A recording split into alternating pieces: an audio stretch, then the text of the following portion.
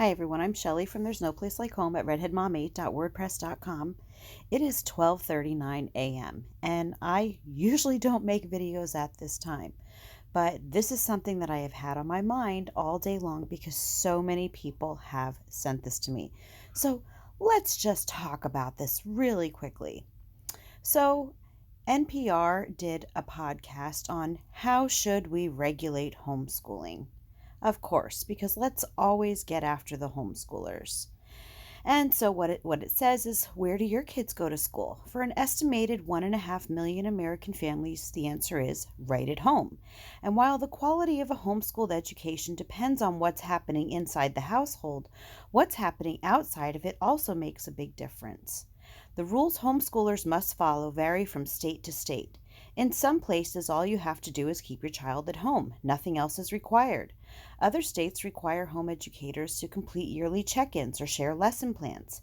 How should homeschooling be regulated? And should it be regulated at all? In a quest for answers, we spoke with Jerusha Laughlin, a 1A listener from Wichita, Kansas, who was homeschooled and homeschooled her kids, Brian Ray, president of the National Home Education Research Institute, and Samantha Fields, a policy advocate at the Coalition for Responsible Home Education. Yeah, those people, once again, that seem to somehow be given all of this credibility that they are constantly being interviewed. They are wolves in sheep's clothing. I keep telling homeschoolers that. Do not fall for the idea that they are actually out there sticking up for homeschool rights. CRHE would like nothing more than to see homeschooling abolished, eradicated. Now, if you would like to listen to this 35-minute podcast on how homeschooling should be regulated by, National Public Radio, an organization that loves government control, you can listen to that. I'm not going to talk too much about the podcast, but what I wanted to go over with you is just why we should not be looking to the government to regulate education. First of all, though, I just want to point out the panelist from CRHE. This is what she had to say on Twitter. It's easy to get caught up in conversations about how great homeschooling is or isn't, but the real concern here isn't how well homeschoolers do on the SAT. It's not allowing parents an easy way to chop their children into pieces and shove them into a freezer for 4 years. Yeah, this was a panelist on this podcast. Let's see what else she had to say. Brian kept talking about government control, but just as vital are children's rights. American children have a right to life, liberty, and the pursuit of happiness.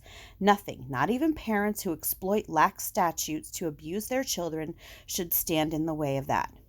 Now, Miss Samantha here seems to think that every single homeschooling parent out there is an abusive cult member, and that is why the government needs to step in and regulate homeschooling even more than it already is.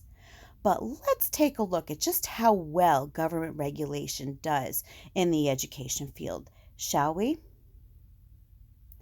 School bus driver caught on video screaming at children. Central Public School teacher arrested for sexual battery against students. Tornillo High School teacher arrested accused of sending sexually explicit text messages to boys. Deputies, suspended teacher now faces a third count of felony sex act with a student. Former Monroeville band teacher arrested of child seduction. Nolan County teacher arrested on child sex crime charges. Chesterfield teacher, football coach charged with child sex crimes. Doral teacher arrested, charged in alleged sexual relationship with teen. Calvert County State's Attorney's Office to handle case where high school teacher, wife of Salisbury mayor, charged with trying to buy drugs from student. Middle school teacher accused of exchanging pornographic photos with student. Former Roosevelt High School teacher charged with sexually assaulting student several times. South Walton High School teacher arrested for sending explicit messages to student. 7-year-old autistic boy cuffed, kidnapped by police, held for 6 days for acting out at school. 2019 Stories of the Year. Concord focuses on student safety in wake of teacher's arrest. Top DOE, that means Department of Education for those of you who don't know, official arrested for trying to set up sex with underage boy. Former Prince George's teacher accused of offering minor $200 for sex. Ex-Palisades teacher coach took upskirt photos of students, DA says. So, yeah, I don't know if you've been paying attention to the dates on these, but most of them are extremely recent, like end of December, beginning of January recent.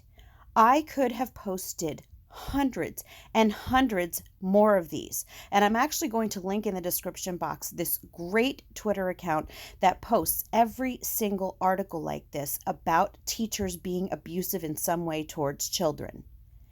It is about time that we start standing up for ourselves and stop letting people try to just encroach on our freedoms and trying to make us sound like the bad guys because we care enough about our children to keep them away from maniacs like the people that I have been showing you here.